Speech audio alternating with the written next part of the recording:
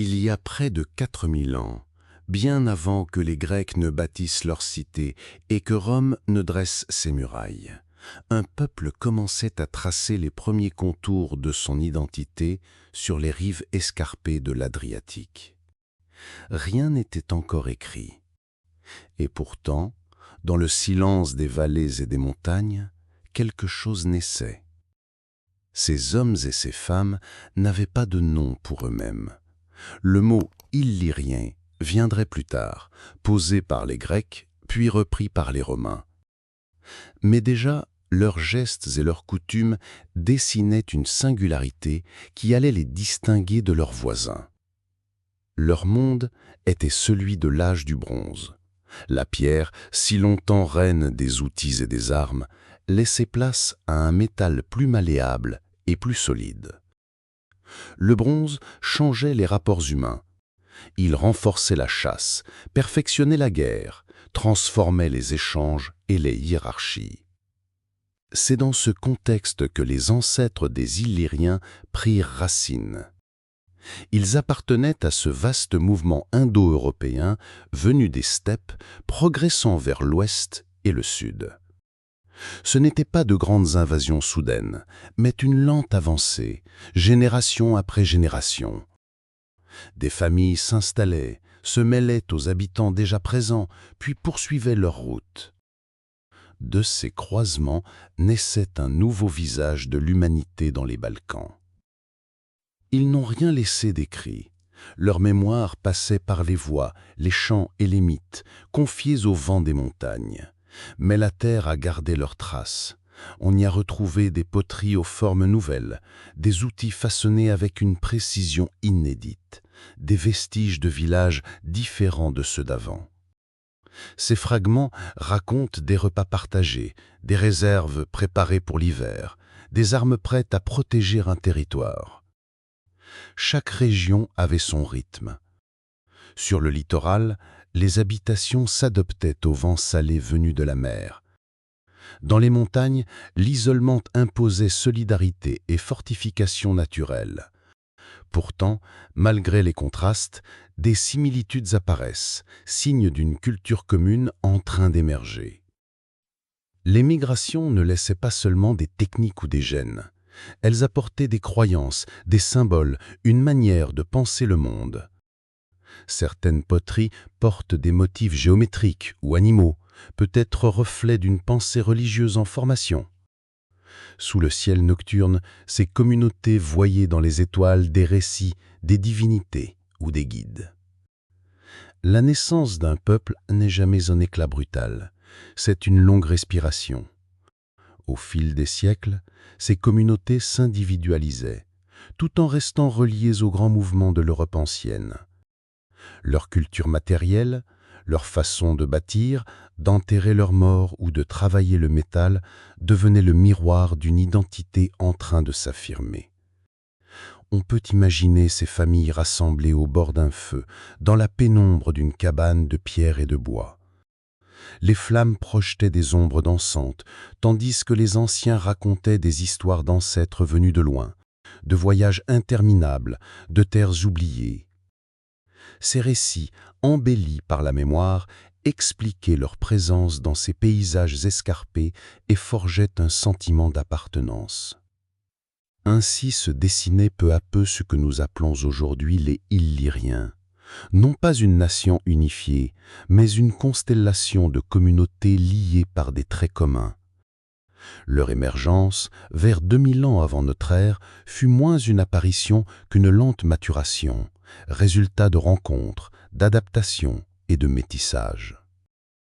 Pendant que d'autres civilisations s'épanouissaient au bord du Nil ou entre le Tigre et l'Euphrate, eux, dans leurs vallées et leurs côtes rocheuses, inscrivaient sans le savoir les premières lignes d'une histoire appelée à traverser les siècles.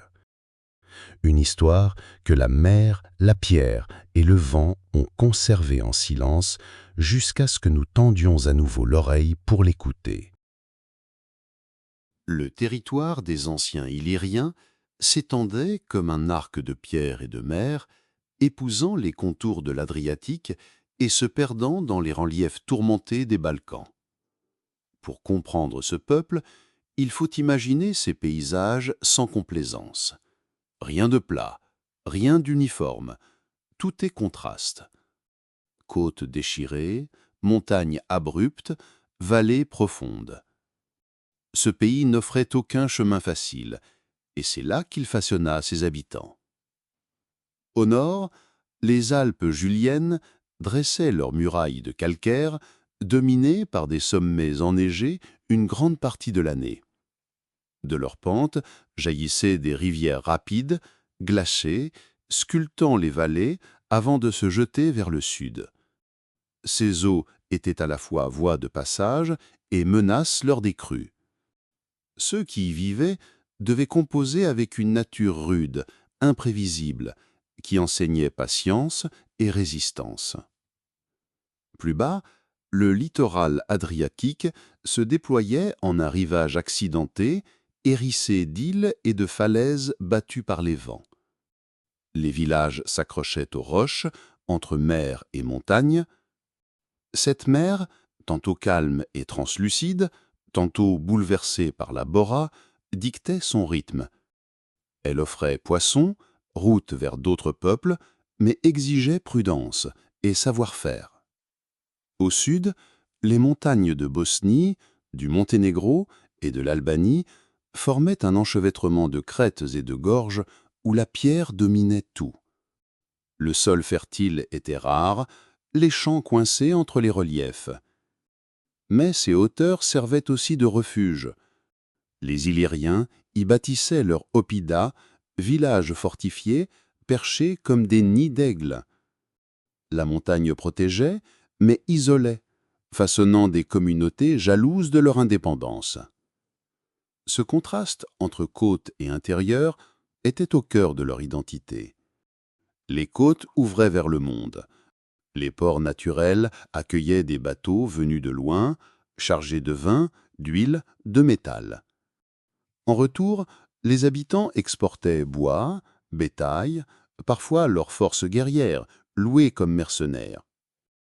Mais derrière cette façade tournée vers l'extérieur, les montagnes rappelaient une autre vérité, celle d'un peuple enraciné, rythmé par les saisons et les pâturages. On peut imaginer le contraste entre une journée sur le littoral et une autre dans l'intérieur. Sur la côte, le sel imprègne l'air, les vagues résonnent contre les rochers, les barques tanguent doucement dans les criques. Plus haut, dans les montagnes, le silence règne.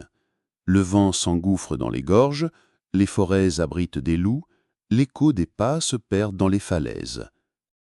Ce double visage façonnait aussi leur caractère, ouvert aux échanges, mais méfiant, mobile, mais profondément attaché à leur terre.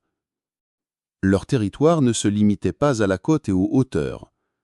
Des plaines et des vallées fertiles complétaient ce tableau. Là, les rivières comme la Bosna ou la Drina irriguaient des terres propices à l'agriculture, céréales, versets, élevage.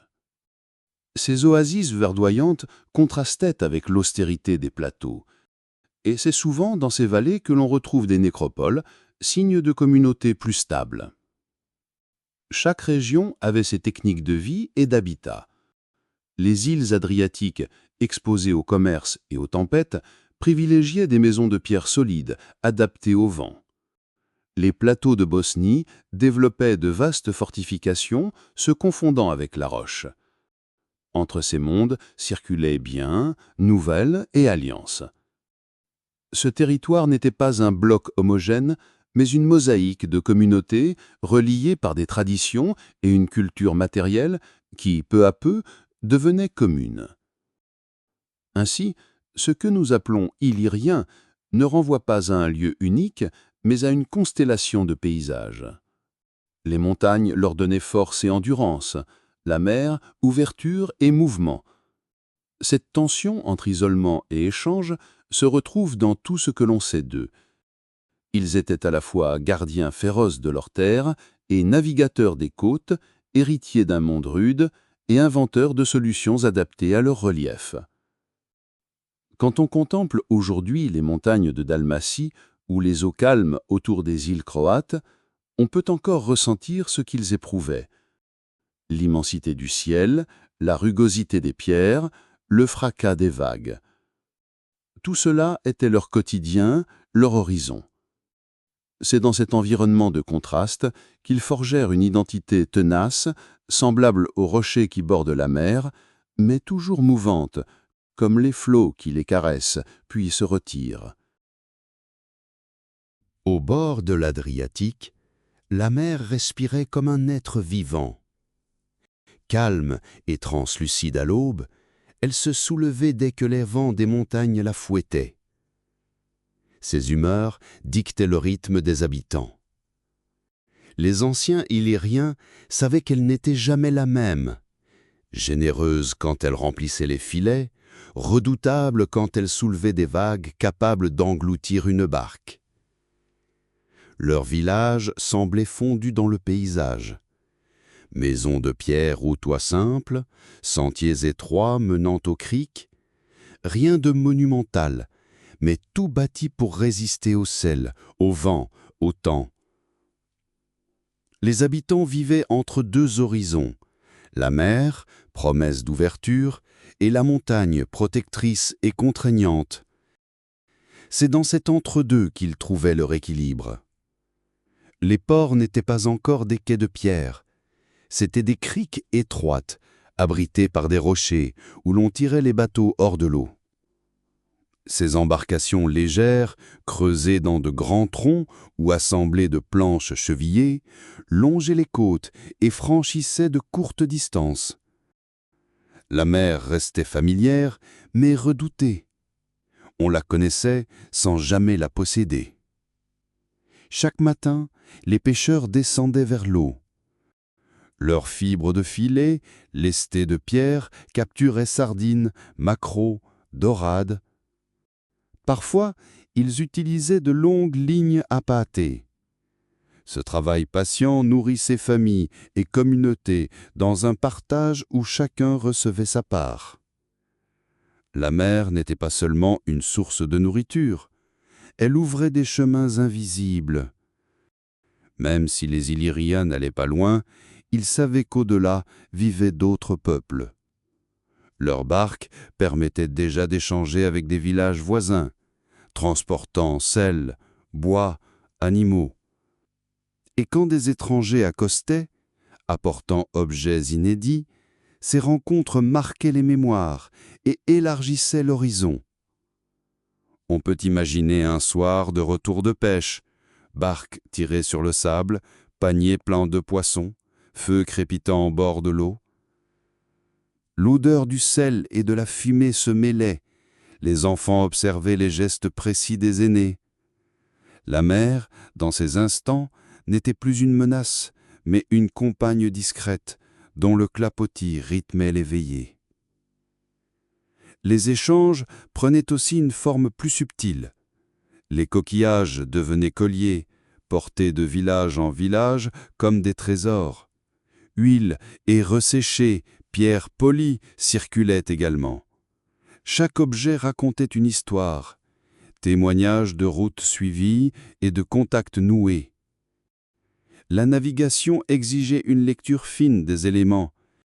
Les marins savaient observer les nuages, écouter le vent, suivre le vol des oiseaux. Ils distinguaient, dans les odeurs portées par l'air, l'approche de la pluie ou la proximité d'une terre. Leur savoir n'était pas tracé sur des cartes, mais inscrit dans la mémoire et transmis par la parole. Ce patrimoine, transmis de génération en génération, valait autant qu'armes ou outils. La vie sur le littoral n'était pas qu'une lutte pour subsister, c'était aussi une ouverture vers le rêve. Le soir, quand la mer reflétait les étoiles, certains se demandaient ce qu'il y avait au-delà de l'horizon. C'est là que naissaient récits et mythes, îles lointaines, créatures marines, dieux des flots.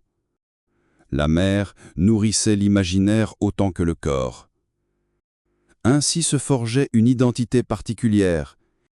Les habitants du littoral n'étaient pas les mêmes que ceux des montagnes.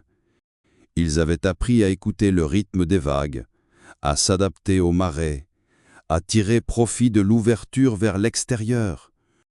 Leur quotidien était fait de patience et d'observation, mais ils restaient liés aux autres communautés par les échanges de biens et de récits. Au bord de l'Adriatique, une vie s'organisait, simple mais dense de sens. Chaque filet jeté, chaque barque tirée sur le rivage, chaque troc au détour d'une crique devenait une pierre ajoutée à l'édifice de leur culture. Et la mer, inlassable, berçait leurs existences. Mère exigeante et généreuse, gardienne de leurs jours et de leurs nuits. Dans les hauteurs pierreuses qui dominaient l'Adriatique, la vie prenait une autre forme. En quittant les côtes baignées de lumière pour s'enfoncer dans les gorges et les plateaux, on entrait dans un monde plus silencieux. Le vent y soufflait plus froid, les nuits s'étiraient et l'horizon s'ouvrait sans fin. C'est dans ce décor abrupt que des communautés bâtissaient leurs refuges, villages fortifiés, accrochés aux montagnes comme des nids d'aigles. Ces habitats ne ressemblaient pas aux hameaux du littoral. Conçus pour durer, ils se confondaient presque avec la roche. Les pierres arrachées à la montagne formaient des murs épais. Les entrées se réduisaient à de simples passages étroits. Les chemins serpentaient en lacets difficiles. Tout y était pensé pour ralentir l'étranger, pour protéger familles, troupeaux et réserves. Ces villages n'étaient pas de simples lieux de vie, mais de véritables oppidas, forteresses qui faisaient de la montagne une alliée. Vivre là-haut, c'était accepter l'isolement. Les routes n'étaient que sentiers escarpés, et chaque montée ou descente demandait un effort immense. Mais cet isolement était aussi une sécurité. Depuis les hauteurs, on voyait venir de loin voyageurs ou ennemis, on anticipait leurs mouvements. Les montagnes, silencieuses et rudes, étaient des remparts naturels, gardiennes vigilantes. La vie quotidienne suivait les rythmes de l'altitude. Les troupeaux de chèvres et de moutons paissaient sur les pentes, donnant lait, laine et viande. Les habitants cultivaient de petites parcelles, tirant des céréales et des légumes d'une terre maigre. Le bois alimentait sans relâche les foyers, chassant le froid. Les maisons, serrées les unes contre les autres, formaient des cercles compacts, comme si l'architecture elle-même cherchait la chaleur du groupe. Le soir, quand le vent descendait des sommets, on se rassemblait autour des flammes. Les récits des ancêtres circulaient, rappelant la construction des premiers remparts, les batailles menées, les victoires ou les défaites. La mémoire s'enracinait dans chaque mur, chaque sentier creusé par des générations de mains. Les oppidas étaient ainsi des lieux d'histoire autant que de survie. Ils structuraient aussi la vie sociale.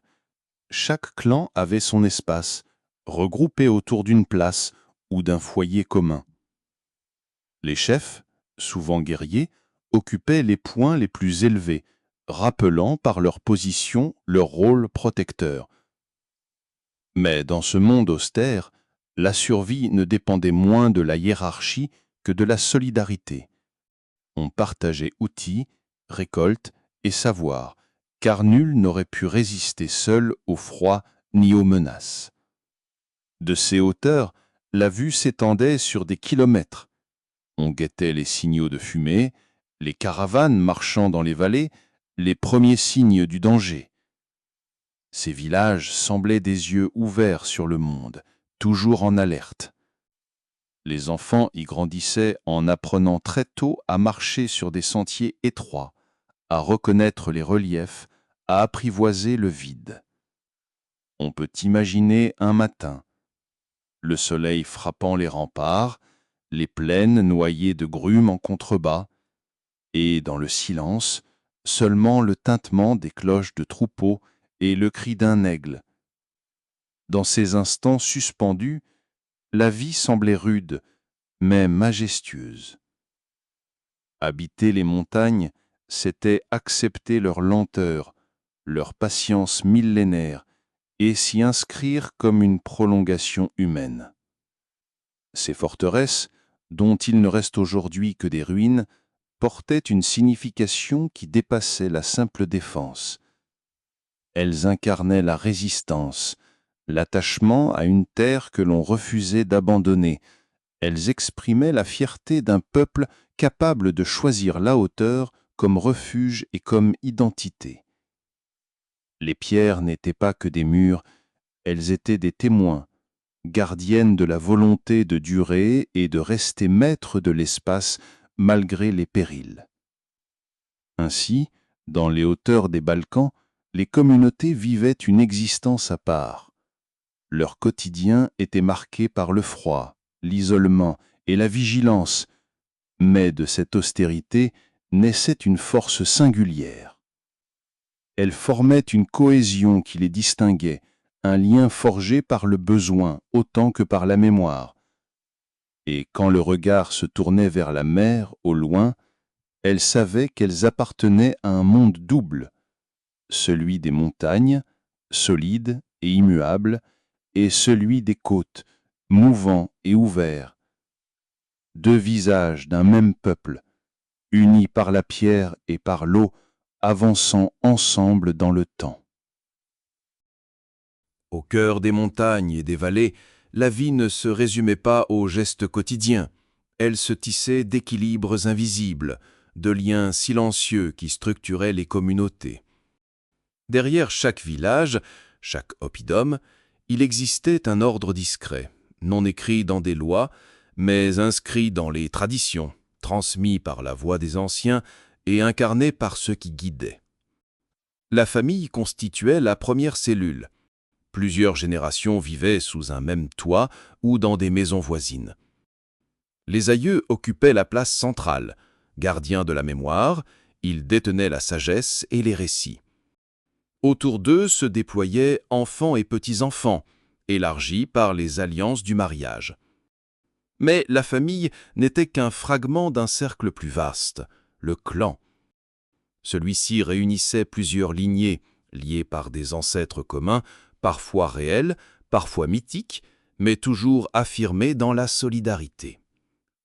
À l'intérieur du clan, chacun avait une place définie par l'âge, le rôle ou l'expérience. Les anciens conseillaient et orientaient. Les hommes adultes assuraient défense, troupeau et échange. Les femmes, gardiennes des foyers, transmettaient des savoirs essentiels liés à l'alimentation, aux soins, à l'éducation. Cette répartition n'était pas rigide, mais elle assurait l'équilibre vital du groupe. Au-dessus de ces structures familiales apparaissaient les chefferies. Elles naissaient des nécessités, guerre, alliance, commerce. Dans ces instants, une voix devait s'élever, une figure capable de rassembler. Ces chefs n'étaient pas des rois absolus, mais des leaders dont l'autorité reposait sur le prestige, le courage et l'habileté. Leur pouvoir fragile pouvait s'éteindre avec leur mort ou être remis en cause par un autre plus respecté. Les élites se distinguaient par leurs biens. Armes de bronze finement ouvragées, bijoux, fibules, parures d'ambre et de métal. Ces objets n'étaient pas de simples ornements. Ils signalaient un statut, la participation à des réseaux d'échange, l'ouverture à un monde plus vaste que la survie quotidienne. Ils marquaient les premiers pas d'une hiérarchie plus affirmée. Mais réduire cette organisation à une domination serait une erreur. La survie dépendait d'une interdépendance constante. Les chefs guidaient, mais ils devaient écouter et convaincre. Leur autorité valait seulement si elle protégeait, si elle assurait la cohésion et la sécurité. Celui qui abusait de sa force risquait de perdre le soutien de son clan. Les décisions majeures se prenaient souvent collectivement. On imagine des cercles, des assemblées où chacun, selon son rôle, pouvait s'exprimer. Anciens, guerriers, parfois même voix discrète des femmes. Cette dimension communautaire empêchait le pouvoir de se concentrer entièrement. Elle maintenait un équilibre fragile entre autorité et partage. Les rites renforçaient cette trame. Chaque clan possédait ses symboles, ses ancêtres honorés, ses fêtes où l'on chantait et partageait repas et récits. Ces moments n'étaient pas que festifs. Ils affirmaient l'unité, rappelaient à chacun sa place dans le groupe, liaient les vivants aux disparus. Autour du feu, les récits fondateurs étaient répétés comme des serments, rappelant que nul n'existait seul, mais toujours relié à une lignée. On peut imaginer un soir dans un oppidum perché. Le chef est assis près du foyer, entouré des anciens et des guerriers. Les flammes éclairent des visages attentifs. On discute des alliances possibles avec un clan voisin, de la sécurité du groupe, de la préparation de l'hiver. Chaque parole compte, chaque silence aussi. La hiérarchie s'affirme sans écraser, donnant une direction commune à la communauté. Ainsi se dessinait une société structurée, mais souple. Les clans, les chefferies, les élites formaient une trame qui soutenait la vie collective sans l'enfermer. La hiérarchie naissait un besoin vital, répondre aux dangers, organiser les forces, négocier avec l'extérieur. Mais cette hiérarchie restait toujours mesurée, dépendante de l'équilibre entre indépendance et solidarité. Ce qui comptait avant tout, c'était le lien. Lien de sang, de mémoire, de survie. Dans un univers rude de montagnes et de mer, ce tissu invisible maintenait les communautés unies. Et c'est peut-être dans cette capacité à allier tradition, souplesse et cohésion que résidait leur force. Une organisation simple, mais profonde. Enracinée dans la nécessité, mais toujours ouverte à l'adaptation. Dans le silence des ateliers, au creux des villages et des forteresses, une autre forme de magie prenait vie. Ce n'était pas celle des dieux ou des vents, mais celle du feu et du métal. Les anciens habitants des Balkans avaient découvert les limites de la pierre. Fragile, vite émoussée, résistante au temps, mais incapable d'accompagner toutes les ambitions humaines. Alors, ils apprirent à dompter une matière nouvelle, le bronze. De ce mélange de cuivre et d'étain naquirent des objets plus solides, aux formes capables de transformer leur monde. On imagine ces artisans accroupis près du foyer, soufflant dans des tuyaux de roseau ou actionnant de simples soufflets pour nourrir les flammes. Le feu devait atteindre une chaleur extrême pour faire fondre le métal, et ce savoir-faire n'était pas donné à tous.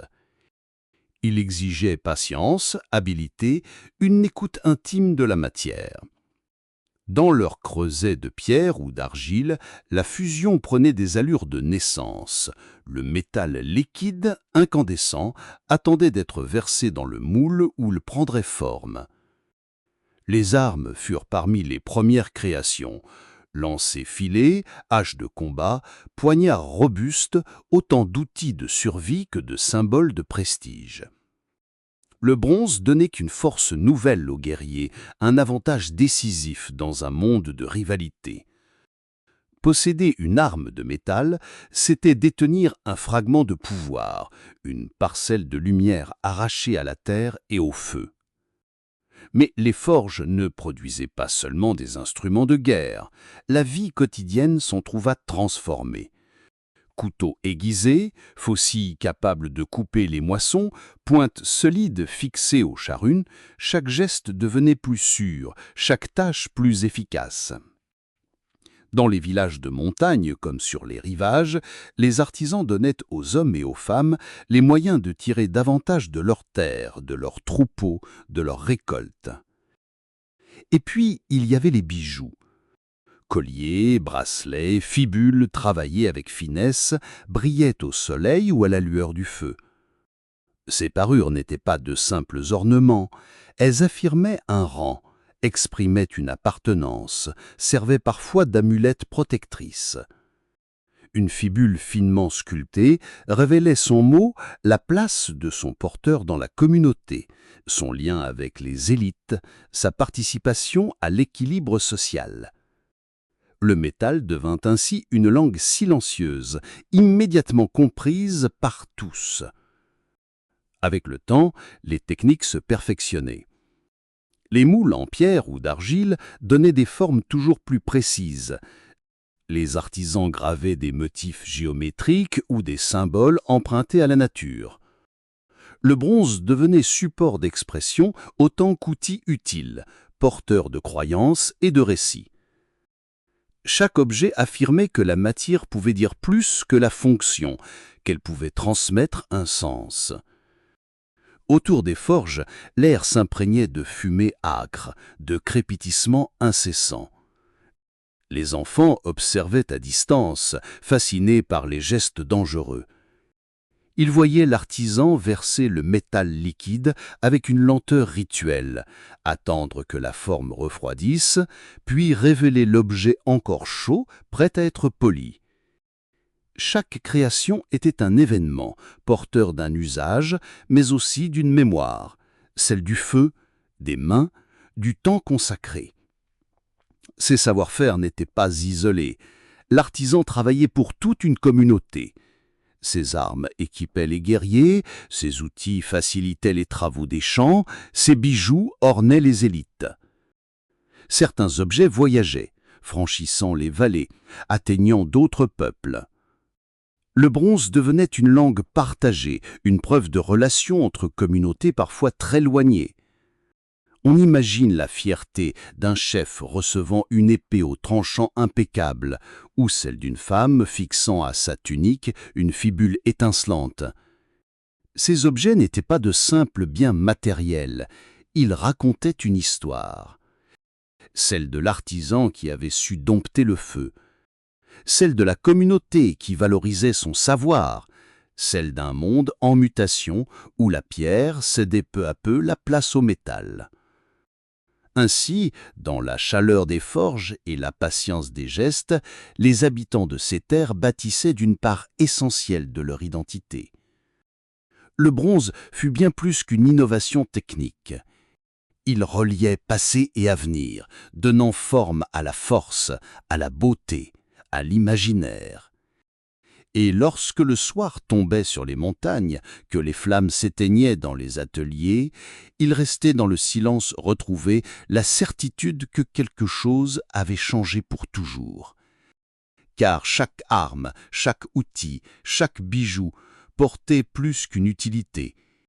Il était un fragment d'histoire humaine, né du feu, des mains et du rêve de durée. Dans les foyers des villages, dans les forteresses perchées ou près des rivages, une matière plus humble que le métal tenait une place essentielle, l'argile. Malléable et fragile, elle devenait entre les mains patientes des potiers, récipients, outils, symboles. Les poteries accompagnaient chaque instant de la vie des Illyriens, du repas quotidien aux rites les plus mystérieux. Simples et précieuses à la fois, elles parlaient en langage silencieux. On imagine ces femmes et ces hommes accroupis près des rivières, choisissant la bonne terre, celle qui colle au doigt tout en gardant sa forme, capable de résister au feu. Ils la pétrissaient, l'humidifiaient, la caressaient, jusqu'à ce qu'elle accepte une forme. Jarres, vases et coupes naissaient de gestes lents, souvent façonnés à la main par enroulements successifs.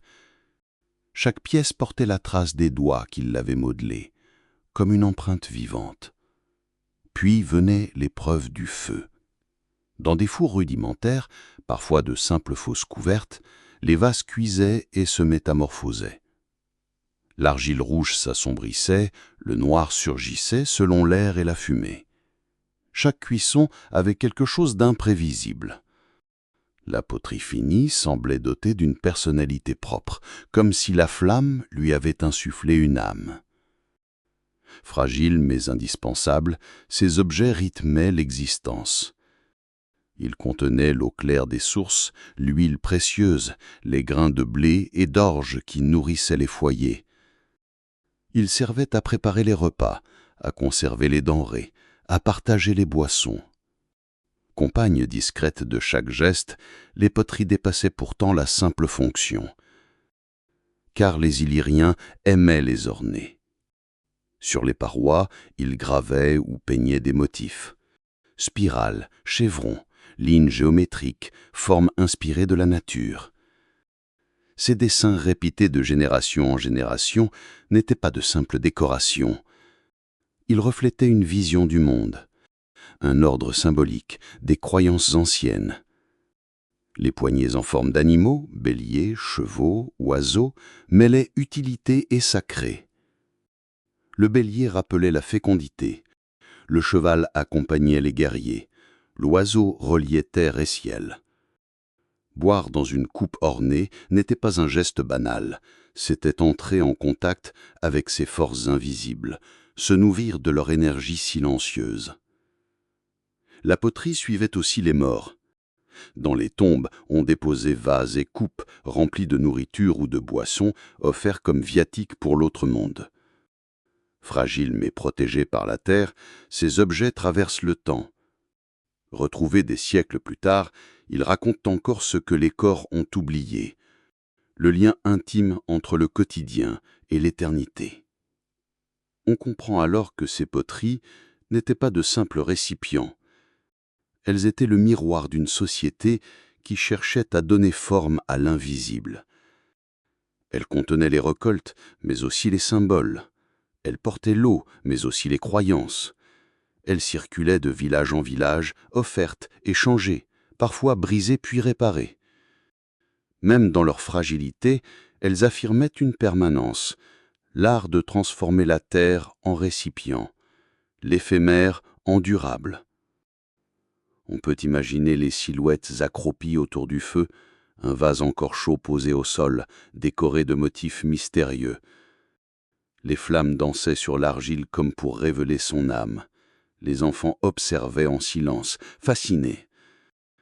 Dans ce silence, la poterie racontait déjà des histoires, celles de la communauté, de la nature, d'un peuple qui, dans ses gestes les plus simples, cherchait à inscrire une trace dans le temps. À côté du métal éclatant, l'argile offrait un visage plus discret de l'ingéniosité humaine. Elle rappelait que la grandeur ne se mesure pas seulement à la force des armes ou à l'éclat des bijoux, mais aussi à la douceur d'un récipient, à une ligne tracée sur une paroi fragile. Dans chaque jarre, dans chaque coupe, les Illyriens confiaient à la terre et au feu un fragment d'éternité. Et longtemps après leur disparition, ce sont encore ces objets modestes qui parlent pour eux, comme des voix pétrifiées, murmurant les secrets d'un quotidien disparu. Il y a, dans le silence des collines et le murmure des vallées, une question qui traverse tous les peuples. Que devient l'âme lorsque le souffle s'éteint? Chez les Illyriens, cette interrogation trouvait réponse dans le feu, dans la terre et dans les gestes transmis d'âge en âge. Au commencement, c'était le feu qui dominait. Le corps du défunt était confié aux flammes, élevé vers le ciel en une colonne de fumée et d'étincelles. La crémation n'était pas seulement un adieu au corps, mais un voyage en soi. La chaleur semblait libérer l'âme, la détacher de la chair pour l'offrir aux souffles invisibles des montagnes et des vents marins. Les vivants assistaient à ce rituel comme à une ascension. Le bois crépitant avait sa propre langue. Certains disaient y entendre les derniers mots du disparu, d'autres y percevaient des signes venus d'en haut. Quand les flammes s'éteignaient, on recouvrait les braises de terre, comme si l'on refermait doucement les paupières d'un être endormi.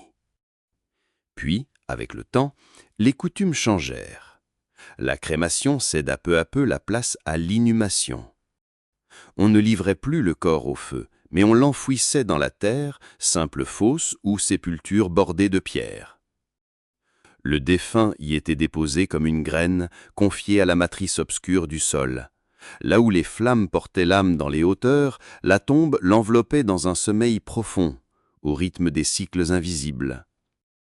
Cette évolution ne fut pas brutale. Pendant longtemps, les deux pratiques coexistaient.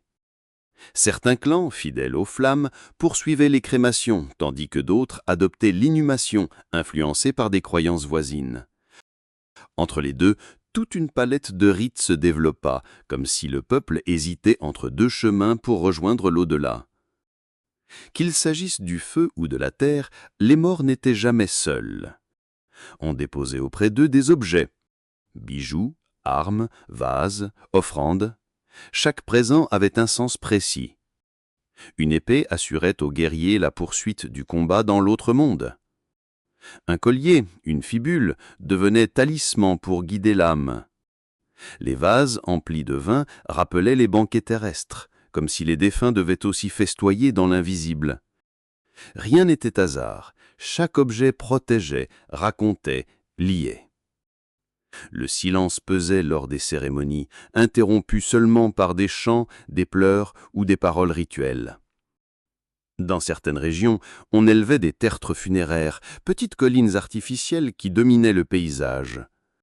De loin, elles rappelaient que les ancêtres n'étaient pas absents, mais toujours présents, veillant au sommet des collines ou sous l'ombre des grands arbres.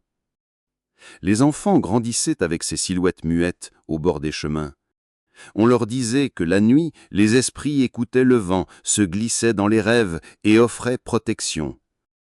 L'obscurité prenait alors une teinte apaisante, non une absence, mais une présence diffuse, habitée par ceux qui avaient quitté le monde visible. Certains gestes entretenaient ce lien. On allumait une flamme près d'une tombe, on déposait une coupe de vin, on murmurait un vœu dans le vent. Ces gestes simples franchissaient, pour les Illériens, la frontière fragile entre les mondes. La mort n'était pas une rupture, mais une transformation. Dans cette oscillation entre crémation et inhumation se lisait une sagesse. L'âme pouvait emprunter plusieurs chemins, s'élever avec la fumée ou dormir sous la terre. Dans les deux cas, elle poursuivait un voyage. La mort n'était pas effacement, mais passage. Aujourd'hui encore, si l'on ferme les yeux et que l'on imagine ces collines couvertes de tertres, ces foyers funéraires illuminant la nuit, on peut entendre le souffle ancien des Illériens. Un peuple qui, dans la lumière des flammes et dans l'ombre des tombes, cherchait pour ses morts ce que les vivants cherchent toujours. Un peu de paix, un peu d'éternité, et la certitude que le voyage continue, même les yeux fermés. Parmi les paysages qu'arpentaient les Illyriens, certains lieux semblaient respirer autrement. Des vallées silencieuses, des plaines fertiles, des collines chargées de mémoire. Là, les hommes élevaient les demeures de leurs morts. Ce n'étaient pas de simples sépultures, mais de véritables sanctuaires, des cités invisibles où reposaient les ancêtres. Le plateau de Glazinac, en Bosnie, reste l'un des plus mystérieux. Sur ces étendues d'herbes hautes et de forêts sombres s'étendait une nécropole impressionnante. Des centaines de tertres funéraires, visibles comme des bosses sur le paysage, formaient une carte silencieuse de la mémoire. Ces tumulus, modestes ou monumentaux, n'étaient pas seulement des tombes. Ils reliaient le monde des vivants à celui des morts. On imagine les processions qui les gravissaient, les palans, les chants graves, les torches vacillantes. Chaque tertre rappelait « ici dort un ancêtre, ici commence une histoire ». Et quand le vent glissait sur ces monticules, il semblait redonner voix aux disparus, comme si la terre elle-même murmurait leurs souvenirs. Des siècles plus tard, les fouilles révélèrent ce que le sol avait gardé. Sous ces tertres reposaient de véritables chambres funéraires, bâties avec soin. On y trouva des armes décorées, épées, lances, boucliers, symboles de force et de prestige dans l'autre monde. À leur côté, des bijoux d'or, d'argent, de bronze, fibules et colliers, déposés comme des étoiles pour guider les âmes, Mais plus touchants encore étaient les objets du quotidien, poterie, récipients, outils. Il rappelait aux morts qu'il n'était pas seul, qu'il emportait avec lui un fragment de la vie d'avant. Certains tertres atteignaient une taille impressionnante. Érigés de pierres entassées, ils dominaient l'horizon, visibles de loin. Ils étaient autant sépultures que monuments de mémoire collective. En les construisant, les vivants honoraient leurs morts, mais affirmaient aussi leur présence au monde, en inscrivant dans le sol la puissance et la permanence de leur peuple. Chaque tumulus devenait frontière invisible et signe adressé autant aux vivants qu'aux esprits.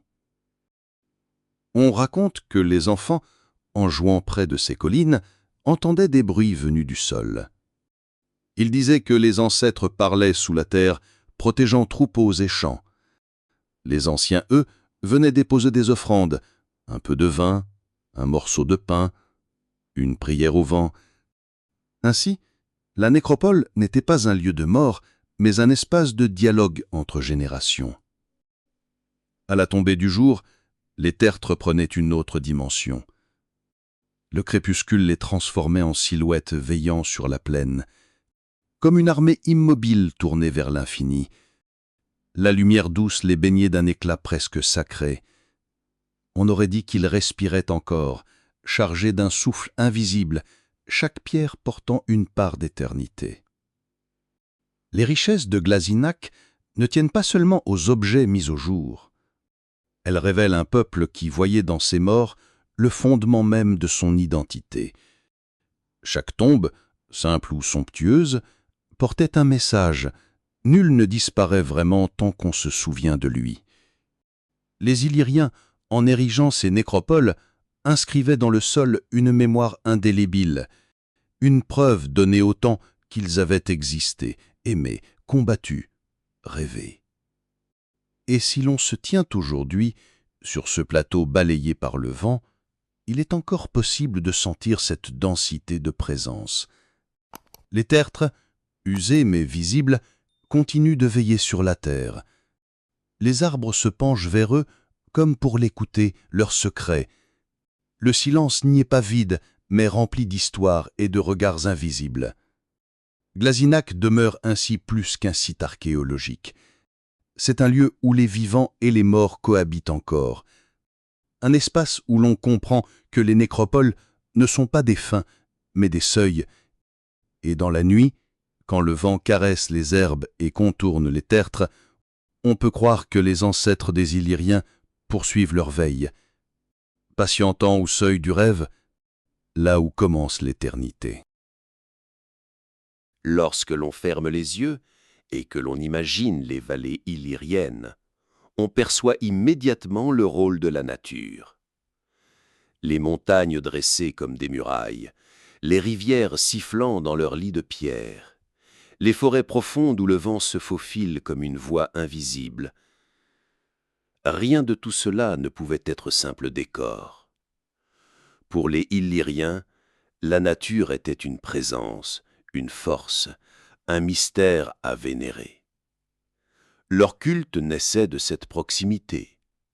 Le tonnerre n'était pas seulement un grondement, mais le signe d'une puissance céleste. Le jaillissement d'une source devenait une bouche ouverte sur l'invisible. Chaque arbre ancien, chaque montagne isolée, chaque grotte sombre se transformait en sanctuaire naturel, un lieu où l'on pouvait entrer en contact avec les forces qui échappaient aux hommes. La religion illyrienne ne connaissait pas les temples imposants des Grecs ou des Romains. Elle s'enracinait dans des lieux simples, chargés de sacré. Peut-être dressait-on des autels de bois, des cercles de pierre. Mais le vrai sanctuaire restait la montagne, la forêt, la mer Adriatique qui respirait contre les falaises. Là, les prêtres ou les anciens invoquaient des divinités dont les noms se sont perdus, mais dont la présence se ressentait dans chaque souffle du vent et chaque étincelle du feu. Le soleil dispensait chaleur et fertilité. La lune guidait les nuits et les cycles. La mer imprévisible inspirait crainte et admiration. On lui offrait des sacrifices pour apaiser ses colères et protéger les marins. Quant aux montagnes, immenses et immobiles, elles étaient perçues comme les demeures de puissances tutélaires, guerrières ou protectrices, dont l'ombre veillait sur les villages nichés dans les vallées. Certains vestiges archéologiques suggèrent des rapprochements avec les croyances grecques voisines. Les échanges, les guerres et les alliances rapprochèrent ces mondes et certains dieux furent identifiés.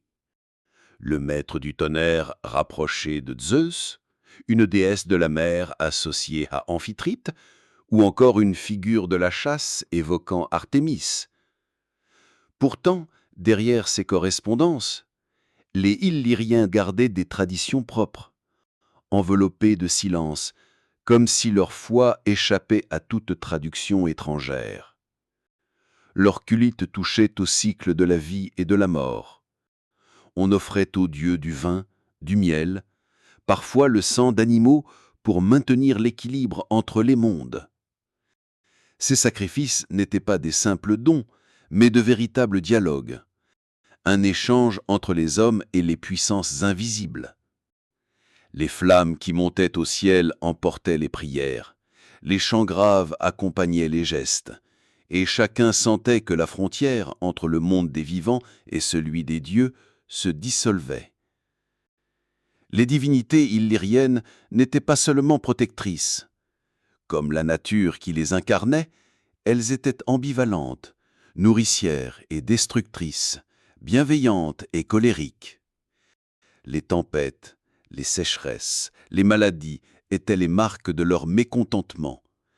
Les rituels, les fêtes et les offrandes visaient à rétablir l'harmonie et à apaiser ces forces supérieures. On peut imaginer les nuits rituelles sur une hauteur, au bord d'un feu immense, les silhouettes se tenant en cercle, les torches levées vers le ciel, les chants résonnant contre les parois de pierre. Dans ce théâtre d'ombre et de flammes, les dieux semblaient proches, presque palpables, comme si leur souffle se mêlait au vent nocturne. Les étoiles innombrables devenaient des yeux brillants, rappelant que rien n'échappait à leur regard. Pourtant, malgré les rapprochements avec la Grèce, la religion illyrienne demeure voilée de mystères. Peu de textes, peu d'images nous sont parvenus. Et peut-être était-ce sa véritable nature, une foi enracinée dans la terre et le souffle du monde, qui ne cherchait pas à se figer dans la pierre, mais à rester vivante dans le rythme des saisons, dans le chant du vent, dans le feu qui crépite au cœur de la nuit. Aujourd'hui encore, marcher dans les forêts de Bosnie ou contempler l'Adriatique depuis les falaises d'Almath suffit pour sentir cette présence diffuse, comme si les dieux illyriens n'avaient jamais disparu, mais continuaient d'habiter ces lieux, invisibles et silencieux. Ils sont dans le tonnerre qui roule au-dessus des montagnes, dans la lumière de la lune sur les eaux, dans la brise qui traverse les branches. Ils ne demandent pas d'être nommés, seulement d'être écoutés. Et peut-être, en se laissant bercer par ces paysages, touche-t-on encore un peu de leur mystère, cette impression que le monde n'est pas seulement matière, mais qu'il respire, qu'il veille et qu'il murmure aux rêveurs la voix des dieux oubliés. Lorsque l'on évoque la vie des anciens Illyriens, les silhouettes des hommes et des femmes se dessinent comme des ombres mouvantes, tantôt guerrières, tantôt protectrices, tantôt discrètes mais essentielles. Leur société, rude et façonnée par la nature, confiait à chacun un rôle précis. Mais la frontière entre le masculin et le féminin n'était pas toujours figée. Les uns et les autres participaient, à leur manière, au souffle de la communauté. Dans les villages serrés contre les collines, l'homme incarnait d'abord le guerrier. Les armes retrouvées dans les tombes témoignent de son importance. Épée recourbée, lance, bouclier rond. Être homme, c'était protéger son foyer, défendre les terres cultivées, mais aussi participer aux raids, aux alliances et aux guerres qui rythmaient l'existence. Le guerrier n'était pas qu'un soldat, il portait la vigueur de son peuple, son aptitude à résister et à s'affirmer dans un monde instable. Mais au-delà de cette image martiale, les femmes occupaient une place centrale. Elles assuraient la continuité de la lignée, veillaient sur le foyer, préparaient les aliments et géraient les récoltes. Pourtant, réduire leur rôle à ce domaine domestique serait trompeur. Certaines furent inhumées avec des armes, signe qu'elles pouvaient combattre ou revêtir un statut particulier. Ainsi, la femme illérienne apparaît multiple, gardienne de vie, mais parfois aussi porteuse de mort. Les bijoux retrouvés dans les tombes prolongent cette image. Fibules en bronze, colliers de perles, bracelets torsadés. Chaque ornement exprimait une identité, un rang, peut-être une protection spirituelle. La fibule qui retenait un vêtement pouvait être talisman, signe de prestige ou offrande destinée à accompagner la défunte dans l'autre monde. Dans la lumière des feux, ces métaux polis devaient scintiller comme des éclats d'étoiles, rappelant à tous la valeur de celle qui les portait. Les hommes aussi arboraient parfois des parures, mais leur véritable ornement restait l'arme. Une épée bien forgée valait plus que l'or, car elle condensait l'honneur et la puissance. Lorsqu'un guerrier tombait, son arme pouvait être déposée à ses côtés, comme si son âme et celle de l'épée ne faisaient qu'un. Ce partage des rôles n'impliquait pas une hiérarchie stricte, mais un équilibre mouvant. La survie exigeait la contribution de tous. Les hommes portaient le poids des batailles, les femmes celui du temps long, de la mémoire, de la vie qui renaît. Peut-être est-ce pour cela que leurs bijoux sont si nombreux dans les fouilles. Ils inscrivent silencieusement leurs traces dans l'histoire. On peut imaginer une scène au crépuscule, dans un village illyrien, les hommes rentrant des champs ou des patrouilles, les femmes attisant les brases, les enfants courant entre les maisons. Autour du feu, les guerriers racontent leurs exploits, mais ce sont les femmes qui, dans la douceur de la nuit, transmettent aux plus jeunes récits et chants, forgeant l'âme du peuple. L'épée et la fibule, le bouclier et le collier, loin de s'opposer, composaient une même harmonie. Ainsi se révèle la société illyrienne, un tissage d'énergie complémentaire. L'homme, figure de force et de protection, la femme, gardienne de la vie, parfois guerrière elle-même, les bijoux comme langage silencieux, les armes comme emblème de puissance. Rien n'était figé, tout se jouait dans l'équilibre fragile des saisons, des luttes, des naissances et des morts. Et lorsque nous contemplons aujourd'hui ces fibules patinées, ces bracelets oubliés, ces épées rouillées, nous ne voyons pas seulement des objets. Nous devinons des vies entières, les gestes des femmes qui les ont portés, les mains des hommes qui ont brandi ces armes, les regards échangés autour d'un feu disparu depuis des millénaires. Dans leur silence, ces témoins continuent de parler, doucement, comme une respiration ancienne qui n'a jamais cessé. Lorsque l'on ferme les yeux et que l'on songe aux Illyriens, on pourrait croire qu'ils vivaient isolés, accrochés à leurs montagnes, protégés par les forêts et la mer. Pourtant, leur monde n'était pas clos. Derrière les vallées, au-delà des rivières, des chemins invisibles s'entrecroisaient, portés par les pas des hommes et les besoins des peuples. Ces sentiers devinrent des artères discrètes, véhiculant non seulement des objets, mais aussi des échos de cultures lointaines. Dans les tombes illyriennes, on retrouve parfois des perles d'ambre. Cet ambre lumineux ne provenait pas des Balkans, mais du nord, des rivages de la mer Baltique. Pour atteindre ces vallées, il avait voyagé de main en main, franchissant forêts et fleuves, portés par des marchands et des peuples nomades. Dans sa transparence dorée se cache la lumière du Nord, mais aussi le souvenir des échanges silencieux où un bijou se troquait contre une arme, un collier contre une amphore de vin. L'ambre n'était pas seul à voyager. L'étain, indispensable à la fabrication du bronze, franchissait des distances immenses avant de parvenir dans les forges illyriennes. Sans lui, pas d'épée solide, pas de fibules élégantes. Ainsi, dans chaque lame forgée résonnait un fragment d'ailleurs.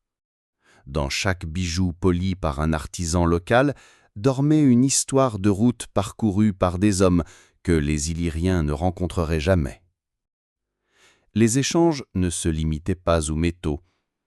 Les côtes, baignées par l'Adriatique, ouvraient les Illyriens au monde méditerranéen. Les navires grecs et étrusques y accostaient, chargés de vin, de poteries décorées, d'objets de bronze. En retour, les Illyriens offraient des métaux, du bois, des peaux, parfois aussi des captifs. Ces transactions dépassaient l'économie.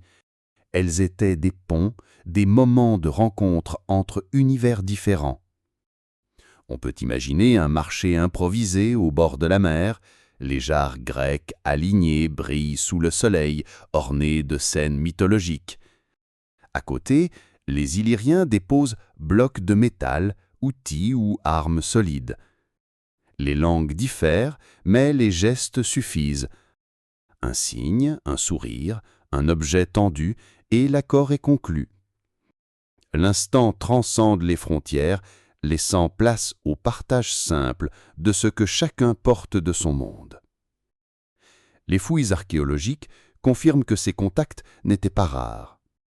Dans certaines tombes, on retrouve des amphores grecques ou des coupes d'étrusques, témoins d'un dialogue discret mais constant. Pour ceux qui reposaient avec de tels objets, ils représentaient plus que des biens précieux. Ils incarnaient un statut particulier, celui d'avoir participé, même indirectement, à un réseau qui reliait la Méditerranée aux confins du Nord. Avec les objets circulaient aussi des idées. Peut-être que des histoires grecques, entendues sur un rivage, furent rapportées dans les vallées intérieures.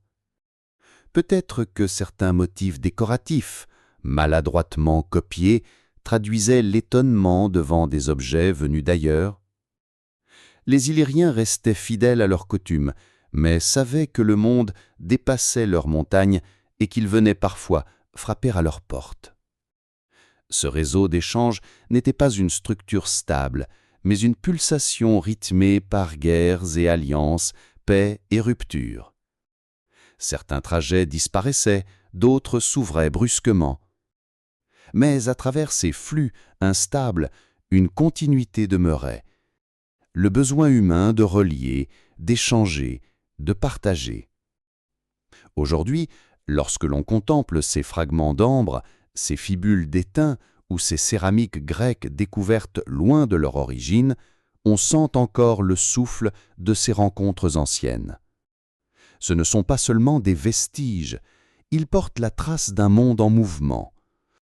On devine les pas des marchands sur les sentiers, le craquement des navires en bois, le brouhaha des marchés où se mêlaient langues et accents. Et si l'on écoute attentivement, on comprend que ces réseaux reliaient plus que des peuples. Ils reliaient des désirs, le rêve d'un bijou venu d'ailleurs, l'envie d'un vin étranger, la curiosité devant un objet inconnu. Dans ces élans, les Illyriens n'étaient pas différents de nous. Comme nous, ils levaient les yeux vers l'horizon, cherchant au-delà une part d'évasion et de mystère. Lorsque l'on laisse l'imaginaire glisser sur les rives de l'Adriatique, on devine combien les côtes comptaient pour les Illyriens. Les montagnes abruptes se jetaient presque dans la mer, les criques s'enchaînaient comme des refuges secrets, et l'horizon s'ouvrait sur un espace sans limite. Là, au contact des flots, naquirent des cités où deux mondes se rencontrèrent. celui des habitants des vallées, farouches et enracinés dans leur tradition, et celui des Grecs, venus d'au-delà des eaux, porteurs de récits, d'objets et de gestes nouveaux. Parmi ces cités, Issa fut l'une des premières. Sur cette île au large de la Dalmatie, les Grecs de Syracuse fondèrent une colonie, attirés par la position stratégique et par la promesse d'échanges fructueux. Derrière ces murailles, on parlait grec. On écrivait sur la pierre, on frappait des monnaies à l'effigie de divinités méditerranéennes. Mais tout autour, le souffle illyrien restait présent. Les marchands des montagnes descendaient jusqu'au port, apportant bois, métaux ou vins rustiques, et repartaient avec des amphores pleines de vins méditerranéens, des poteries décorées, parfois même des idées qui se glissaient discrètement entre les objets. Plus au nord s'éleva Salona, tournée vers la mer mais ouverte aussi vers l'intérieur des terres. Ce port, abrité et vivant, devint un lieu où Grecs et Illyriens s'observaient, se confrontaient, puis, peu à peu, s'influençaient. Là se croisaient dialectes et coutumes. Un pêcheur illyrien pouvait apprendre à réparer ses filets selon une méthode grecque, tandis qu'un artisan grec découvrait la solidité des armes forgées dans les vallées voisines. Ces cités portuaires n'étaient pas seulement des marchés de biens matériels, elles étaient des carrefours d'imaginaire. Les mythes grecs, racontés dans les tavernes ou au détour des quais, pouvaient voyager jusqu'aux villages de l'intérieur. Et peut-être, dans l'autre sens, des récits illyriens, empreints de la force des montagnes, des forêts, venaient troubler l'oreille d'un marchand grec habitué aux dieux de l'Olympe. Dans ce va-et-vient discret, les cultures se frôlaient, se mélangeaient, tout en préservant leur singularité. On peut imaginer l'atmosphère de ces ports ou crépuscules. Les navires, silhouettes sombres, se balançaient doucement sur l'eau. Les quais résonnaient des pas des marins, du claquement des amphores que l'on déchargeait, des rires et des cris d'hommes venus d'horizons différents. L'air mêlait odeur de sel, de poisson, de vin renversé. Les Illyriens s'y rendaient avec méfiance, mais aussi avec cette curiosité qui accompagne tout ce qui vient de loin. Et dans les yeux des Grecs brillait un mélange d'étonnement et de crainte face à ces montagnards rudes et fiers, mais essentiels à leurs entreprises. Pourtant, ces ports furent aussi des lieux de tension. Les rencontres ne se déroulaient pas toujours dans la paix des marchés, les intérêts divergeaient, les rivalités éclataient. Parfois, les Illyriens attaquaient des navires pour s'emparer des richesses transportées. Parfois, les Grecs imposaient leur puissance en érigeant des murailles et en fixant leurs propres règles. De ces confrontations naissaient aussi des compromis, des alliances fragiles, des échanges renouvelés. Avec le temps, Issa et Salona devinrent des phares, des repères indispensables aux navigateurs. Leur existence modifiait les équilibres. Les côtes illyriennes ne furent plus seulement des rivages sauvages, mais des points d'ancrage où l'on commerçait, discutait, s'informait. Pour les habitants des montagnes, ces ports représentaient des fenêtres ouvertes sur la mer, sur ce vaste monde dont ils ignoraient l'essentiel.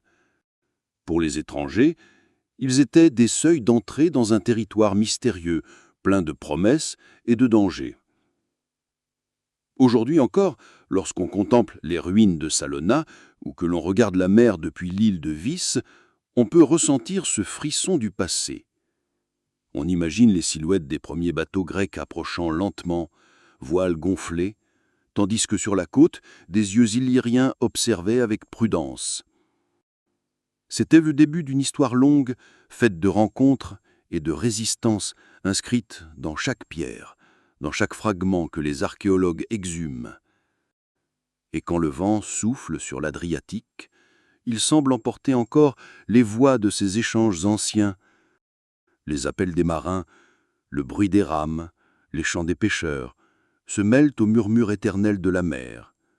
Comme si Issa, Salona et toutes les cités portuaires continuaient, à travers les siècles, à être ces seuils fragiles où l'homme apprend à craindre la différence de l'autre, mais aussi à s'enrichir de son regard.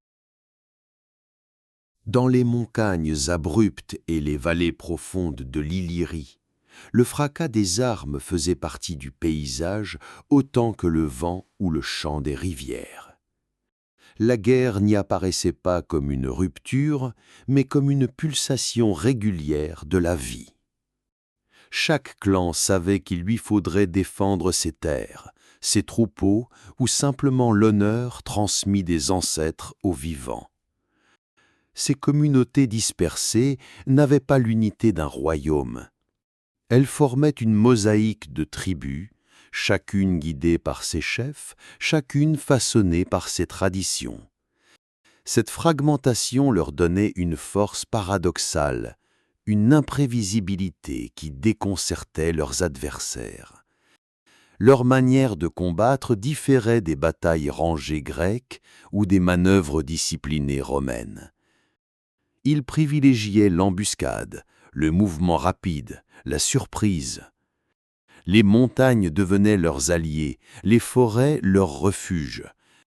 Les ennemis imprudents, osant s'aventurer trop loin, se retrouvaient encerclés par des silhouettes invisibles, frappés par des flèches, happés dans un corps à corps soudain et brutal. Leurs armes racontaient leur monde. Lances solides, épées courtes, haches prêtes à briser un casque. Les boucliers ronds renforcés de métal accompagnaient le guerrier jusque dans sa tombe. Car l'arme n'était pas seulement outil de combat, mais compagne, marque de statut, symbole de continuité. On enterrait le combattant avec ce qui avait protégé et frappé à ses côtés, comme si la bataille se prolongeait dans l'autre monde. Parfois, les flammes dévoraient les armes lors de rituels, les envoyant vers les dieux comme offrandes ardentes. La réputation des Illyriens franchit vite leurs frontières. Pour les Grecs, ils étaient des adversaires féroces, capables de surgir comme une tempête et de disparaître avant qu'on les atteigne. Pour les Romains, ils représentaient une inquiétude persistante, accrochée aux confins de l'Adriatique. Leur bravoure terrestre n'était pourtant qu'une part de leur identité. Sur la mer, leur nom inspira une crainte encore plus vive. Les navigateurs redoutaient leurs embarcations rapides, surgissant à la tombée du nuit. Les pirates illyriens connaissaient chaque crique, chaque courant, et fondaient sur les navires marchands comme des rapaces. En un instant, ils s'emparaient des cargaisons de vin, d'huile ou de métaux, puis disparaissaient entre les îles rocheuses, invisibles aux poursuites. Ce n'était pas seulement du brigandage, c'était une guerre sur l'eau, une affirmation de puissance face aux cités maritimes qui voulaient imposer leur ordre. La mer devenait une arène mouvante où l'audace comptait plus que la lourdeur des vaisseaux étrangers. On imagine les veillées précédant ces départs, les guerriers rassemblés autour du feu, vérifiant leurs armes, levant les yeux vers les étoiles qui guideraient leur trajectoire. Dans l'obscurité, le bois des bateaux grinçait doucement, partageant leur impatience. Au matin, les côtes grecques ou italiennes pouvaient déjà résonner du tumulte de leur passage. La guerre ne se limitait pas à la force physique, elle façonnait les esprits, elle tissait le lien social. Chaque jeune grandissait avec l'exemple de ses aînés, apprenant à tenir la lance dès l'enfance, à tendre l'arc, à marcher dans le silence des forêts. Le courage était une vertu cardinale, et mourir les armes à la main représentait un honneur. Les chants des anciens racontaient ses exploits, immortalisant les noms de ceux qui avaient affronté des ennemis puissants, rappelant que le sang versé protégeait le clan et ouvrait la route aux générations futures. Les femmes n'étaient pas absentes de cet univers. Certaines sources suggèrent qu'elles combattaient, d'autres qu'elles défendaient les foyers ou préparaient les guerriers. Les bijoux découverts dans les tombes disent à la fois l'élégance et le rôle d'honneur qui leur revenait, gardiennes de la mémoire, transmettrices de traditions, ou peut-être combattantes quand les circonstances l'exigeaient. Ainsi, L'image du guerrier illyrien dépasse celle d'un simple combattant. Elle incarne une manière de vivre, une fusion entre l'homme, son clan, son territoire et la mer. La guerre était le prolongement de leur monde intérieur, une danse rude mais nécessaire avec l'incertitude, un rappel constant que ces montagnes, ces forêts et ces rivages appartenaient à ceux qui savaient les défendre. Et lorsque le vent souffle encore aujourd'hui sur l'Adriatique, certains disent qu'il porte l'écho des cris de guerre et des chants marins, comme si les guerriers illyriens, dans leur fierté indomptable, n'avaient jamais quitté ces terres et ces eaux marquées par leur courage et leur audace. Au bord de l'Adriatique, là où les côtes dentelées se reflétaient dans l'eau claire, deux mondes se faisaient face. D'un côté, les Grecs, bâtisseurs de cités, marins aguerris, porteurs d'épopées et de philosophie. De l'autre, les Illyriens, gardiens de montagnes sauvages et navigateurs redoutés, dont la société se tissait de clans et de traditions orales. Entre eux, l'histoire fut faite de regards croisés, tantôt fascinés, tantôt méfiants, toujours contraints de composer avec l'autre. Les premiers contacts vinrent par la mer. Les Grecs, cherchant de nouvelles terres, fondèrent des colonies sur les îles et sur certaines côtes, Issa, Corcyra nigra, Épidamne. Ils y apportèrent leurs amphores, leurs vins, leur écriture, leurs dieux sculptés dans le marbre. Mais en face, les Illyriens ne furent pas de simples spectateurs. Ils observaient, commerçaient, adaptaient. Les objets grecs retrouvés dans leurs tombes ne sont pas les signes d'une domination, mais les traces d'échanges, de dons peut-être, de mariage, d'un dialogue entre deux univers. Cette ouverture n'effaçait pas la méfiance. Les Grecs voyaient dans les Illyriens des voisins imprévisibles. Les raids maritimes frappaient leurs routes commerciales, les embuscades coupaient parfois les voies terrestres. Dans leurs récits, l'Illyrien prenait souvent le visage du barbare, figure inquiétante venue troubler l'ordre des cités. Mais derrière ces mots se cachait une forme d'admiration pour leur bravoure, leur endurance, leur manière de défier des puissances mieux organisées. La frontière entre rivalité et alliance restait mouvante. Certains clans s'associèrent à des cités grecques pour combattre d'autres tribus ou repousser un ennemi commun. Les Grecs eux-mêmes, divisés, trouvaient chez ces guerriers montagnards des alliés précieux, capables de frapper avec rapidité et d'inspirer la crainte. Les relations se tissaient ainsi de pactes fragiles et de trahisons soudaines, comme si l'Adriatique elle-même, tantôt calme, tantôt tempétueuse, dictait le rythme des rapports humains. Dans les marchés, on échangeait l'ambre venu du nord, l'intain et le fer, contre le vin et les céramiques. Dans les ports, des mots étrangers se mêlaient aux accents locaux, et les gestes valaient plus que les discours. On imagine un Illyrien barbu tendant des lingots à un marchand grec, un regard soutenu qui ne dit pas tout, mais traduit déjà une forme de confiance. Dans ces instants, les différences s'effaçaient un peu, remplacées par la logique universelle de l'échange. Pourtant, la fusion resta impossible. Les Grecs, avec leurs temples et leurs théâtres, leurs philosophes et leurs statues, demeuraient attachés à une vision centrée sur la cité. Les Illyriens, eux, s'enracinaient dans la nature, dans leurs montagnes, dans leur culte secret transmis de génération en génération. Si des influences passèrent, des dieux rapprochés, des motifs repris dans des bijoux ou des poteries, elles furent remodelées, adaptées, jamais absorbées. Les conflits, eux, ne manquèrent pas. À mesure que les Grecs affermissaient leur position, les Illyriens ressentaient la menace d'une présence étrangère durable. Les escarmouches se multiplièrent, les flottes s'affrontèrent dans les détroits.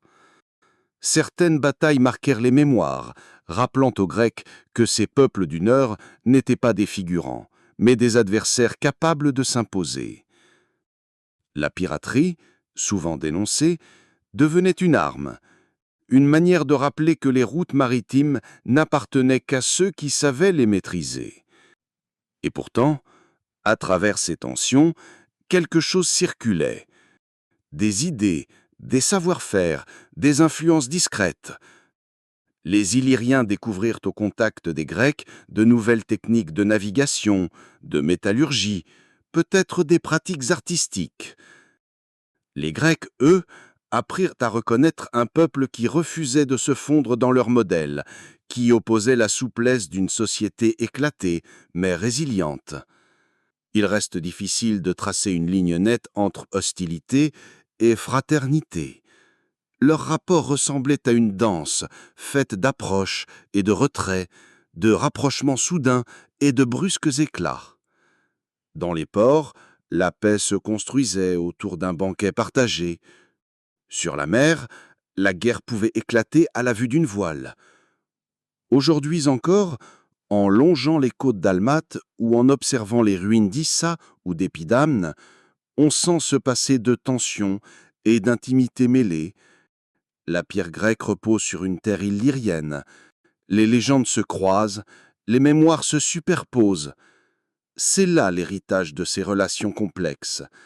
Un dialogue inachevé, parfois violent, parfois fécond, où chaque peuple a laissé dans l'autre une empreinte invisible. Et si l'on tend l'oreille face aux flots, on croirait presque encore entendre ces voix anciennes, le chant d'un marchand grec vantant ses amphores, l'appel d'un guerrier illyrien défiant les vagues. Deux échos différents, mais liés par le même horizon, celui de la mer partagée. Aux frontières du monde illyrien, un souffle nouveau commença à se lever. Ce n'était pas celui des vents de montagne ou des marées de l'Adriatique, mais celui d'une puissance lointaine, disciplinée, irrésistible.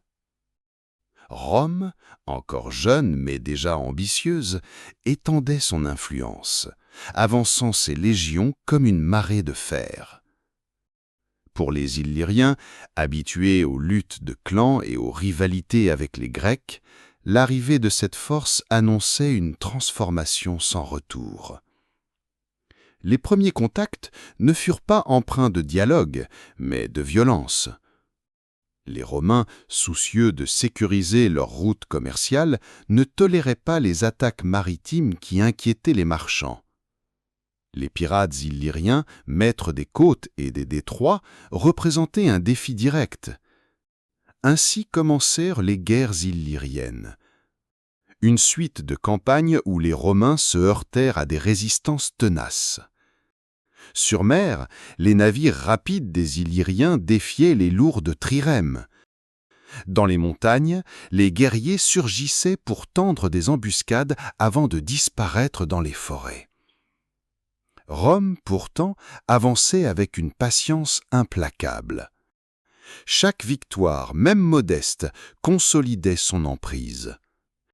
Les cités tombées étaient intégrées, les ports fortifiés, et peu à peu, les routes de l'Adriatique cessèrent d'appartenir aux Illyriens. La mer, jadis refuge et allié, devint un espace surveillé par des garnisons étrangères. Les clans ne se résignèrent pas si vite. Des révoltes éclataient régulièrement, attisées par la fierté et le refus de plier. Des chefs se levèrent, entraînant derrière eux des hommes décidés à défendre leur indépendance. Chaque soulèvement rappelait que ce peuple refusait de disparaître. Mais Rome, avec sa discipline de fer, éteignait ces flammes une à une, imposant une paix qui n'avait rien de volontaire. Dans les vallées, les habitants voyaient arriver des soldats casqués et cuirassés, marchant en rangs serrés. Le contraste était saisissant. D'un côté, des guerriers dispersés issus de clans, De l'autre, une machine militaire qui avançait comme un seul corps. Là où les Illyriens cherchaient l'occasion, Rome cherchait la durée. Cette différence scella l'issue. La soumission fut progressive. Certaines tribus choisirent l'alliance, voyant en Rome non seulement un adversaire, mais aussi un protecteur contre d'autres ennemis. D'autres résistèrent jusqu'au bout, préférant la mort à l'asservissement. Les récits parlent de villages incendiés, de familles déplacées, de terres confisquées. Mais ils évoquent aussi des chefs qui négociaient leur place dans le nouvel ordre, acceptant de servir sous les étendards romains plutôt que de disparaître. Rome pragmatique ne détruisait pas seulement, elle absorbait. Les routes construites, les ports renforcés, les marchés réorganisés transformaient la vie quotidienne. Les jeunes Illyriens enrôlés dans les légions découvraient un horizon plus vaste, combattant parfois très loin de leurs montagnes. Ainsi, l'identité se transformait sans s'éteindre. Les chants, les rites, les souvenirs persistaient, mais coexistaient désormais avec la loi romaine, les impôts, les cités bâties à l'image de la capitale. Ce basculement n'était pas seulement une conquête militaire, mais une mutation profonde. La liberté féroce des clans se heurtait à la logique implacable d'un empire qui voulait durer des siècles. Les Illyriens, peuple de la mer et des reliefs escarpés, devinrent des sujets d'un système plus vaste, entraînés malgré eux dans le destin méditerranéen tracé par Rome. Pourtant, derrière cette soumission, leur esprit demeurait. Les Romains eux-mêmes, en les décrivant, reconnaissaient leur courage et leur endurance. Beaucoup d'Illyriens intégrés dans les armées impériales se distinguèrent, certains atteignant même des postes importants. Ce paradoxe demeure. Ce peuple qui avait tant résisté finit par nourrir la force même de l'ennemi qui l'avait vaincu. Lorsqu'on contemple aujourd'hui les ruines de routes traversant la Dalmatie ou les vestiges des ports surveillés, on imagine le silence qui a suivi la dernière révolte écrasée. Un silence lourd, fait de résignation, mais aussi de continuité. Car sous les pierres romaines, il restait la mémoire des clans, les murmures des anciens dieux, les récits transmis au coin du feu. Ainsi s'acheva l'indépendance des Illyriens, non dans un effacement brutal, mais dans une lente absorption. Rome avait imposé sa loi, mais le souvenir de leur résistance, la ténacité de ses guerriers et navigateurs continua de vibrer. Comme si, derrière la façade d'un empire triomphant, subsistait encore le souffle discret des montagnes et des mers qui les avaient portés. Il est des peuples dont la mémoire s'efface comme une encre diluée par le temps. Les Illyriens appartiennent à cette catégorie mystérieuse. Présents durant des siècles sur les rivages et les montagnes de l'Adriatique, ils semblent s'être dissous, engloutis par la marée de l'histoire. Leur disparition ne fut pas soudaine, mais progressive, comme une flamme qui vacille longtemps avant de s'éteindre. Avec l'avancée des légions romaines, une transformation profonde s'opéra. Ce n'était plus seulement une question de conquête, mais d'intégration silencieuse. Les tribus illyriennes, jadis indépendantes et farouches, furent liées à un ordre plus vaste, soumis à une administration couvrant tout le bassin méditerranéen. Dans cette organisation nouvelle, leurs noms de clans, leurs coutumes et même leurs dieux commencèrent à perdre leur éclat. Les jeunes générations furent les premières à basculer. Beaucoup d'hommes recrutés dans les armées romaines quittèrent leur vallée pour combattre sur des terres lointaines. En servant Rome, ils adoptaient ses armes, ses rites, sa langue. Certains, récompensés pour leur bravoure, reçurent la citoyenneté, ouvrant à leurs descendants la voie d'un monde où l'identité illyrienne devenait un souvenir flou. Ce glissement était presque invisible, mais inexorable. Dans les campagnes, les changements se lisaient dans la pierre. Des routes rectilignes traversaient les montagnes, reliant entre elles des villes réorganisées à la manière romaine. Les marchés offraient des biens venus de tout l'Empire, et la monnaie romaine circulait dans les mains des anciens guerriers devenus cultivateurs ou artisans.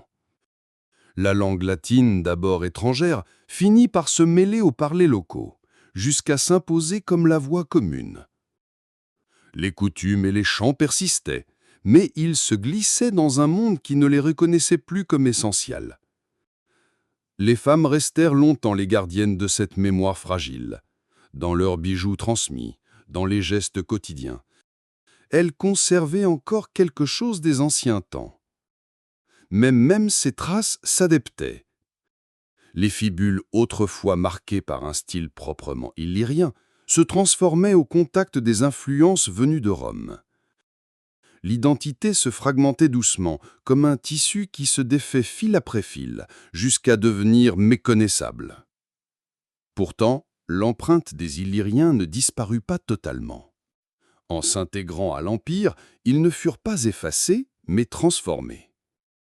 Certains empereurs romains, des siècles plus tard, portaient en eux du sang illyrien, preuve que ce peuple avait trouvé une place dans la mécanique même de la puissance impériale. Ce paradoxe est frappant. Un peuple qui avait résisté farouchement finit par contribuer à la grandeur de l'Empire qui l'avait soumis. Mais au-delà des faits, c'est leur mémoire qui demeure insaisissable. Contrairement aux Grecs qui laissèrent des mythes abondants, ou aux Romains qui consignèrent leur gloire dans la pierre et l'écriture, les Illyriens nous ont légué très peu de mots. Leur voix résonne surtout à travers les témoignages de leurs adversaires ou les vestiges de leur tombe. Ce silence alourdit leur mystère. Un peuple jadis redouté s'éteint en ne laissant que des traces fragmentaires. Mais ces fragments, pourtant, suffisent à faire vivre leurs souvenirs. Dans les montagnes de Bosnie, dans les plaines de Croatie, sur les côtes d'Almaty, les archéologues exhument des objets rappelant leur passage. Des armes gravées, des parures, des vestiges de forteresses. Chaque découverte devient un souffle rendu à ce peuple disparu, comme si les pierres elles-mêmes refusaient que leur mémoire sombre tout à fait. On peut imaginer les derniers instants d'une identité consciente d'elle-même, des clans se réunissant, des récits anciens murmurés autour du feu, des chants évoquant des héros oubliés. Puis peu à peu, ces récits cessèrent d'être transmis, remplacés par les mythes romains, par une histoire qui écrasait les autres sous son poids. Ce n'était pas un oubli volontaire, mais une lente dilution, comme un fleuve qui se perd dans la mer. Aujourd'hui, lorsque l'on contemple ces paysages où vivaient jadis les Illyriens, un sentiment d'étrange présence persiste. Ils n'ont plus de voix, plus de langue vivante, plus de nation reconnue, et pourtant leur ombre flotte sur ces terres. Dans le souffle du vent au sommet des montagnes, dans la lumière du soleil couchant sur l'Adriatique, il semble que quelque chose d'eux demeure, comme un écho oublié que l'histoire n'a pas totalement fait taire. Ainsi s'achève leur mémoire, non dans le fracas d'une disparition brutale, mais dans le glissement discret d'une identité vers une autre, dans le passage de la singularité à l'universalité romaine. Les Illyriens ne sont plus, et pourtant ils subsistent, dissous, mais présents, invisibles, mais tenaces. Leur nom survit comme une énigme, comme un murmure ancien que l'on croit entendre encore, si longtemps l'oreille, au cœur des nuits silencieuses. Il existe des héritages qui ne se lisent pas dans les monuments, ni dans les livres, mais qui se devinent dans les gestes, dans les mots, dans les paysages habités depuis des millénaires. Les Illyriens, bien qu'absorbés par la puissance romaine et effacés des chroniques, ont laissé derrière eux des traces discrètes, presque invisibles, qui se glissent encore dans la vie des Balkans modernes. Leur mémoire n'est pas une statue dressée, mais une respiration souterraine, difficile à saisir et pourtant persistante. On dit parfois que les noms sont des coffres où l'histoire se cache. Dans les montagnes, les vallées et les rivières, certains toponymes semblent encore porter l'écho d'un monde ancien. Des mots qui ne trouvent pas toujours d'explication dans le grec ou le latin, mais qui rappellent des racines plus profondes, issues de langues disparues. Ces noms sont comme des fossiles linguistiques, silencieux, mais capables de relier le présent à un passé dont la voix s'est éteinte.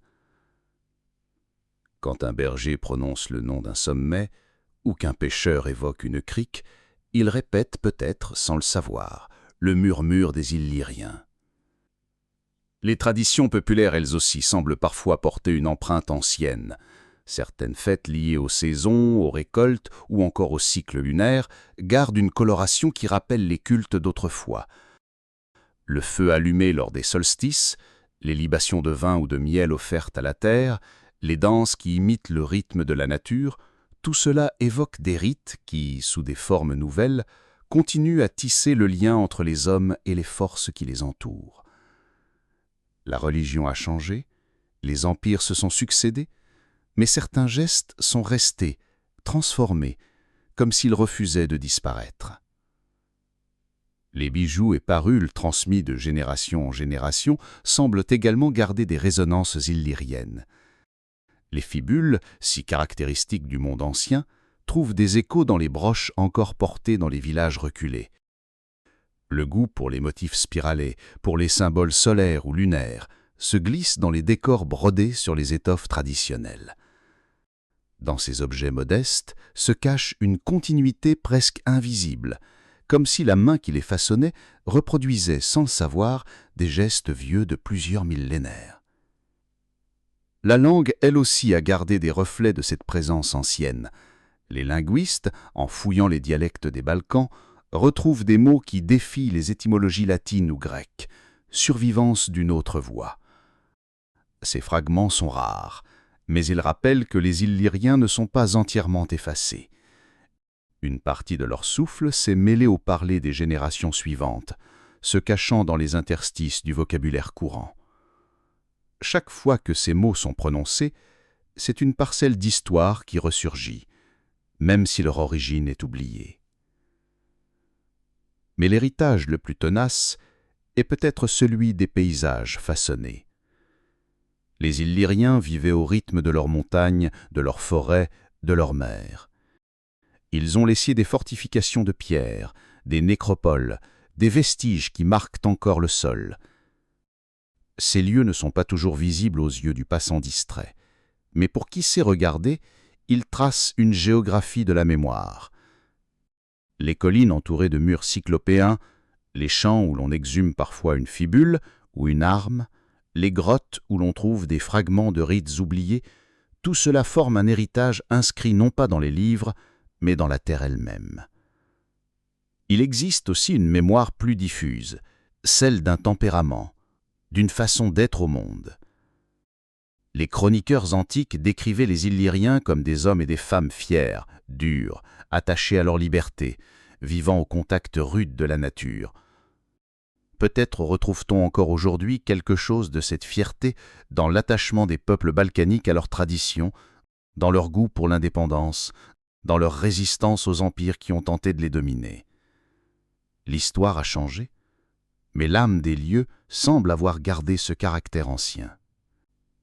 L'héritage illyrien n'est donc pas un héritage clair, monumental, éclatant. C'est un héritage discret, souterrain, fait de noms, de gestes, de pierres et de symboles. Il traverse les siècles sans se montrer, comme une rivière invisible qui continue de couler sous terre, nourrissant en silence la vie qui s'épanouit au-dessus. Et lorsque l'on se promène dans les montagnes de Bosnie, sur les rivages de Croatie ou dans les plaines d'Albanie, il suffit parfois d'un détail, d'un chant, d'une broderie, d'un mot ancien, d'une ruine, pour sentir que ce peuple n'a pas tout à fait disparu. Leur mémoire ne se lit pas dans les chroniques, mais dans le tissu même du quotidien, dans les coutumes, dans la langue et les paysages. C'est une mémoire sans monument, une mémoire sans voix, mais une mémoire vivante. Les Illyriens continuent d'habiter les Balkans à travers ces héritages invisibles, comme des présences discrètes et persistantes au cœur des siècles. Le voyage touche à sa fin. Et pourtant, rien ne s'achève vraiment. Car les Illyriens, malgré leur disparition dans les méandres de l'histoire, continuent de se tenir quelque part à nos côtés, comme des ombres familières qui murmurent dans le vent. En parcourant leur mémoire, ce n'est pas seulement un peuple ancien que nous avons approché, mais aussi une façon d'habiter le monde, rude et poétique à la fois, enracinée dans la pierre, mais toujours tournée vers l'horizon. Quand on contemple aujourd'hui les rivages de l'Adriatique, balayés par le ressac et la lumière, il est difficile de ne pas sentir leur présence diffuse. Leurs embarcations ne sillonnent plus les eaux, leurs guerriers ne guettent plus les côtes, mais la mer semble encore bruire de leur voix. Dans le clapotis des vagues, dans les appels des oiseaux marins, dans les rafales entre les falaises, quelque chose de leur souffle subsiste. Comme si la mer avait gardé en mémoire leurs courses, leurs chants, leurs peurs et leurs rêves.